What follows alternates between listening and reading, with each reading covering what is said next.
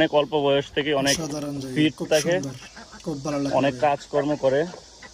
তার জন্য হচ্ছে যে কর্মঠ মানুষ, তো তারা শারীরিকভাবেও অনেক ফিট। দেখুন তো আপনারা চিনতে পারেন কিনা এই সবজিগুলো। এখানে যে সবজিগুলো আছে সবগুলো কিন্তু আমাদের দেশেও আছে, বুঝলেন? এই যে চায়নার বাড়ি ঘর, চাইনিজ সবজি, এই যে দেখেন সব কিছু কিন্তু আমাদের দেশে আছে। কিন্তু ওরা অল্প জায়গাতেই এত সুন্দরভাবে উৎপাদন করে, এবং এইখানে যেগুলো আছে এগুলোর ফলন কিন্তু আমাদের দেশের থেকে অনেক বেশি পরিমাণ। দেখেন বৃদ্ধ মহিলা কাজ করছে।